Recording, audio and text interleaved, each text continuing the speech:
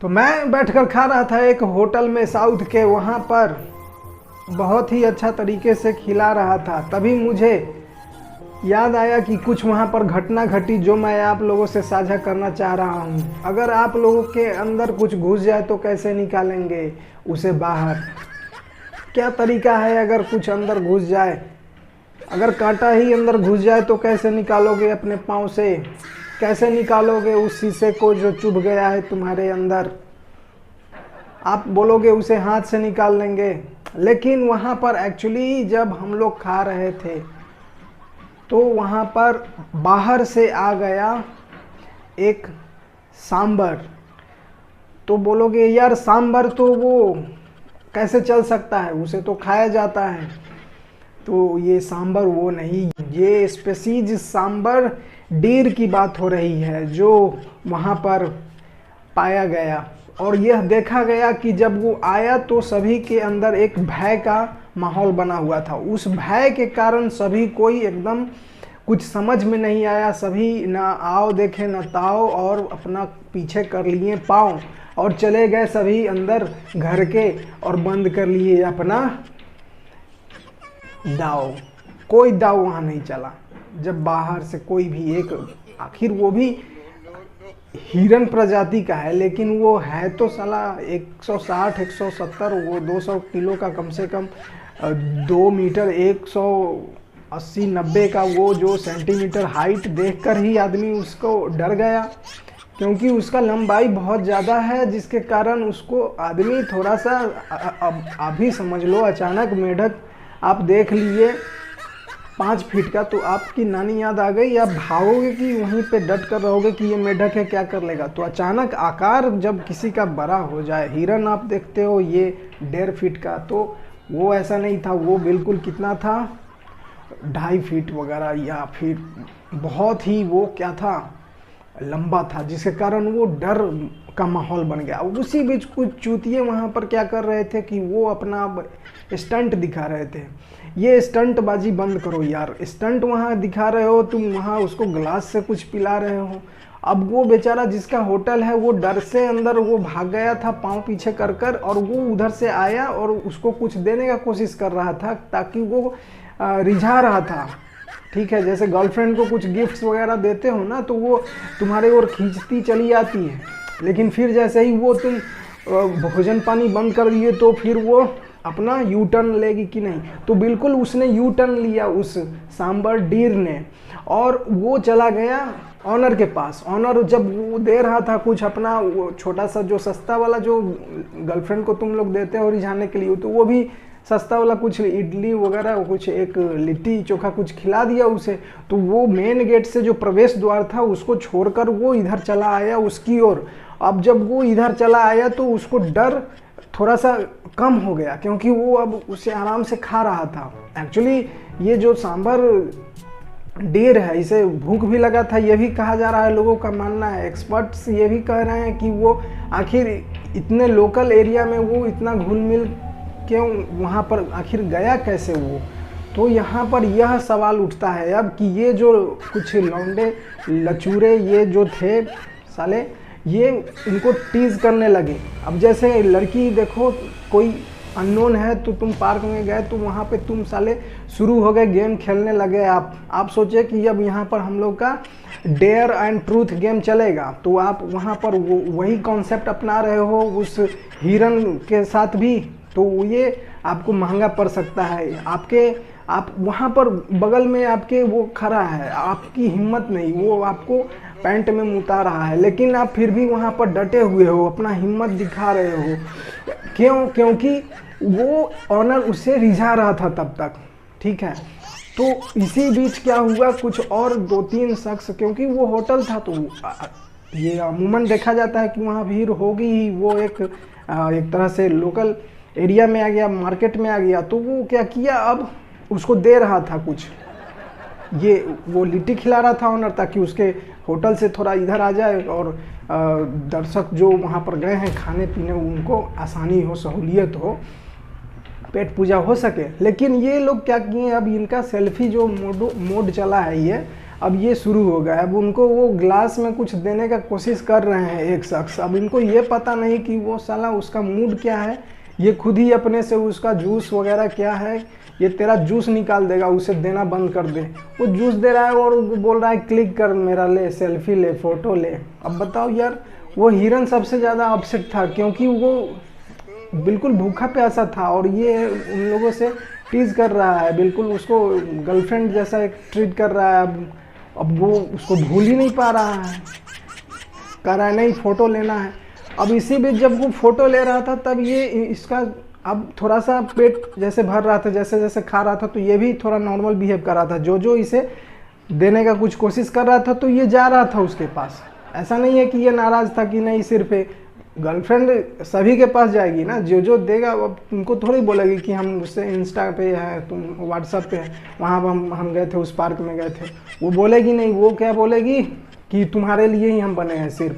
तो वो अब तो वो वहाँ पे, वो तो जानवर है, वो उसको इतना पता नहीं कि गर्लफ्रेंड का ये मस्तिष्क में चल क्या रहा है। तो वहाँ पर क्या हुआ, अब ये साला इतना आगे बढ़ गया, ट्रूथ डेयर जैसे गेम हो गया ना। तो एक गया तो वो देखा कि ये डर रहा है, जैसे होता है ना साले हमारे जीवन में कि कोई डर गया तो साला उसको अब दिखाओ, तुम उसको शो ऑफ करो कि तुम कितने बड़े लीडर हो, कॉन्फिडेंस है।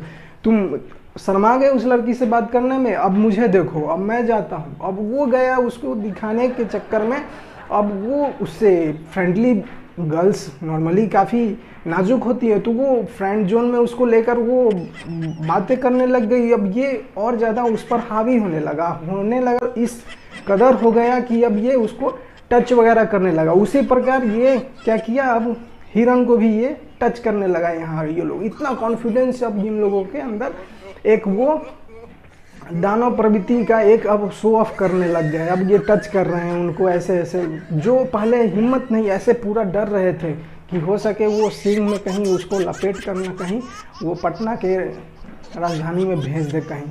तो वो अब क्या कर रहा है पता है, वो बहुत ज़्यादा गुस्सा में है। हिरन गुस्सा इसलिए है क्योंकि जब ये बोल रहा था सभी को भारत में कि हमारा फ़ोटो लो, तुम लोग खुद अपने फ़ोटो में व्यस्त हो, कोई इसकी बात नहीं सुना। लेकिन सुनने वाला सिर्फ एक था, कौन? वो था ब्रिटिश लोग। तभी जाकर इतना बड़ा वो आज ब्रांड बना हुआ है एलन सोली, जो हम लोग इसको दिल में आज लगा के रखे हुए हैं।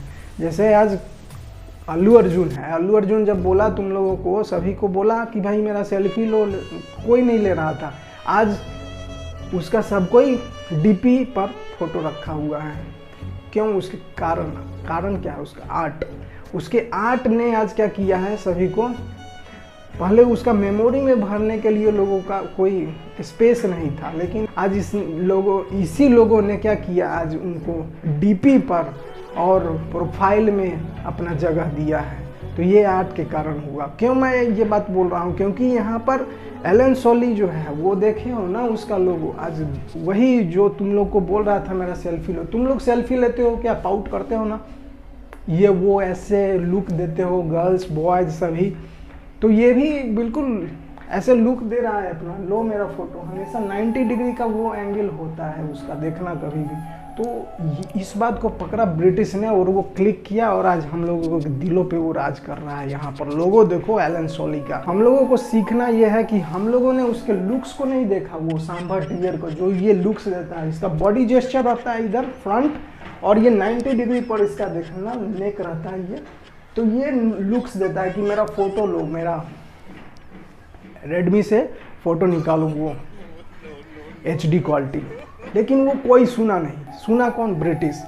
लेकिन अब ये लुक्स हमारे यहाँ कौन देता है? जैसे ओए देख लूँगा तू मेरे बॉयफ्रेंड, जैसे एक्टर है सन्नी देओल बोला ओए मेरे बॉयफ्रेंड से कुछ अगर तूने बदतमीजी से बात की या आइंदा उसे छेड़ने की कोशिश किया, तो एक्टर या देखो वो सन्नी देओल क्यों बोल रहा है कि मेरे बॉयफ्रेंड?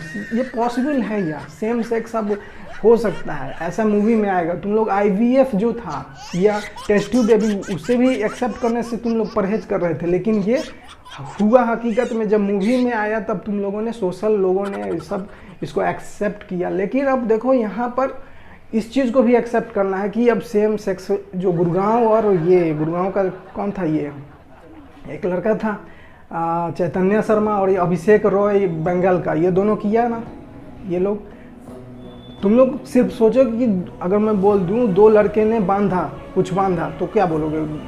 रुमाल बांधा अपने माथे पर या हेलमेट बांधा कुछ, लेकिन ऐसा नहीं। इन लोगों ने बांधा क्या? अपना रिश्ता बांधा प्यार का, उसको शादी में कन्वर्ट किया। तो ये चीज़ मूवी में आने वाला है फ्यूचर में, कमिंग डेज में। इस चीज़ को तुम लोग एक्सेप्ट करोगे उस समय, ऐसा बात नहीं है कि ये चीज़ बहुत ही कोई यूनिक सा कॉन्सेप्ट है। तो सांभर डियर का मैं इसलिए जिक्र कर रहा हूँ क्योंकि ये स्पीसीज ऐसा होता है जिसको IUCN एक जैसा ऑर्गेनाइजेशन है जो बोलता है कि कौन से स्पीसीज़ कहाँ पर हैं, किस कोने में है। तो ये जो सांभर स्पीसीज़ है इंडियन सब कॉन्टिनेंट में पाया जाता है। इंडियन सब कॉन्टिनेंट मतलब समझ लो कि तुम्हारा जैसे एक प्लॉट है ना, प्लॉट, तो प्लॉट में तो पूरा जगह तुम लोग घर बनाते नहीं, घर कितना बनाते, थोड़ा सा मार्जिन छोड़कर। तो मार्जिन छोड़कर जो तुम्हारा मेन जो कंस्ट्रक्शन एरिया है उसको हम लोग बोलते हैं सब कॉन्टिनेंट, जो कॉन्टिनेंट से थोड़ा कम होता है, तुम्हारे मेन एरिया से थोड़ा कम होगा।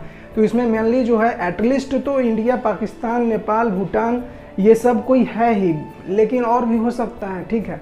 तो ये इंडियन सब कॉन्टिनेंट हो गया जहाँ ये पाया जाता है। और साउथ एशियन वगैरह कंट्री जैसे म्यांमार वगैरह, लाओस है, ये सब ब्रुनाई वगैरह सब में ये पाया जाता है डियर स्पेसीज, ये जो सांभर स्पेसीज जो मैंने बोला।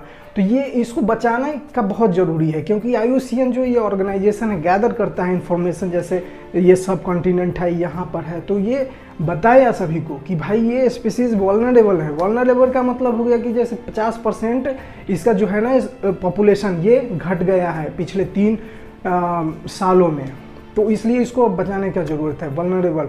और इससे भी ज़्यादा और बुरा स्थिति होता है क्या, इंडेंजर, जब 70% पॉपुलेशन कम हो जाता है। उससे भी खराब होता है क्रिटिकल एंडेंजर, क्रिटिकल होता है क्रिटिकल, इससे भी खतरनाक होता है क्रिटिकल एंडेंजर, जिसमें 90% पॉपुलेशन इसका डिक्लाइन कर जाता है। तो इस तरह से अगर मान लो ये सांभर डियर जो है नहीं रहेगा तो क्या होगा, समाज में हम लोगों का जो इकोलॉजिकल पिरामिड बना हुआ है, प्रोड्यूसर मान लो ये है, उसके बाद है प्राइमरी, सेकेंडरी, टर्सरी, जो एक पिरामिड बना हुआ है, इकोलॉजिकल बैलेंस जो है ये पिरामिड, इसको एग्जिस्ट करने में दिक्कत होने लगेगा। अगर ये एक्सटिंक्ट हो गया, विलुप्त होने लगा, अगर मान लो पूरा शहरी शेर रहे तो फिर आदमी को ही खाने लग जाएगा, या पूरा आदमी ही रहे तो आदमी आदमी को खाएगा। कुछ खाने को लिए प्रोड्यूसर क्या है यहाँ पर, प्रोड्यूसर ग्रास है, उसको खाने वाला चूहा है, चूहा को खाने वाला सांप है, सांप को ईगल। तो ये बैलेंस बना हुआ है, इसको अगर दिक्कत होगा तो ये समाज चल नहीं पाएगा। इसी तरह से यार जो हम लोग के समाज में है इक्वालिटी का, वो हम लोग को उसी प्रकार समझना होगा कि महज जो 50 लोग हैं उनके पास कितना परसेंट का, वो 54% जो है वर्ल्ड इकोनॉमी को कंट्रोल कर रहा है, ठीक है। और मात्र 5% ही इनकम जो वर्ल्ड का होता है, वो ये जो मेजॉरिटी पुअर है, करीब करीब 40 करोड़ लोग वो एक्सट्रैक्ट कर पाते हैं, मात्र 5% वर्ल्ड इकोनॉमी का, ठीक है। इतना ज़्यादा ये, तो मान लो पूरा अगर वर्चस्व अगर हो गया, ये अगर 10%, only 10% rich people they are controlling the major portion, 54% of the world's economy। तो इस चीज को देखा गया है इकोलॉजिकल पिरामिड के कॉन्टेक्स्ट में। एक्सपर्ट्स का मानना है कि अगर ये चीज पर ध्यान नहीं दिया गया तो आज जो हमारे सामने 21वीं शताब्दी में चुनौती है, unemployment, rebellions, armed rebellions, war, civilian war, unemployment, बेरोजगारी, प्रोटेस्ट, लड़ाई झगड़ा, चोरी डकैती, मर्डर, रैंसम कॉल्स, ये जितने चीज़ें हैं ये सब क्यों हो रहे हैं? Due to this reason. There is the concept I already discussed in ecological pyramid. So this is the level. Every level have their number of individuals of species, right? Based on that number of individuals, energy is going to be distributed among the number of individuals. So this is how we have made our world balanced in its all prospects, right? So the biomass is the energy which is going to be distributed in each level: producer, primary, secondary, tertiary. अगर मान लो कोई movie तुम बना रहे हो, उसमें सिर्फ producer ही है, बोनी कपूर, प्रकाश झा, सिर्फ यही लोग हैं, कोई एक्टर नहीं, कोई उसमें कैमरा वाला नहीं है, कोई एडिटर नहीं है, कोई उसमें स्क्रीन जो होता है उसका देख रेख नहीं करने वाला है, कोई एम्प्लॉय नहीं है, तो फिर क्या वो मूवी सुपर हिट हो पाएगी? बिल्कुल नहीं। उसको सुपर हिट होने के लिए सिर्फ all combination, every type of species we need writer, editor, actor, actress, director, producer, then only the movie will work and it will become a super hit, blockbuster, only by the contribution of every species.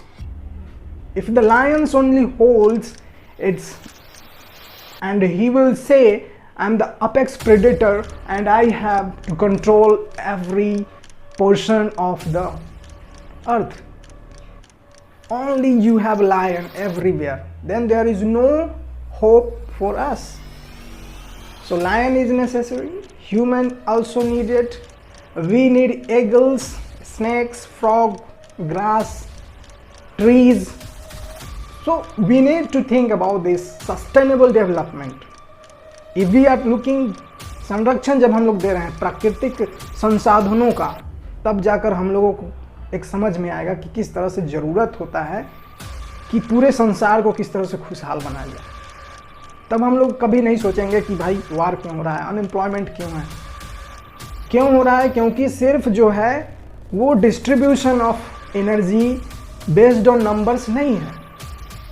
Just 10% is controlling 54% of the world's income, and this figure, it's not generated and written somewhere by me. It's a UN HDP report. They said that 10%, the richest, they are controlling the 54% of resources. And one of the most impactful truth is the majority 40 crore poor, they are actually having less income than just 50 individuals. If you gonna combine this 50 individuals income, this will be even more higher than this majority poor. So where we are lacking. So this energy ecological pyramid, we need to understand and implement those distributions, how it has nourished the environment, to understand it better. Okay.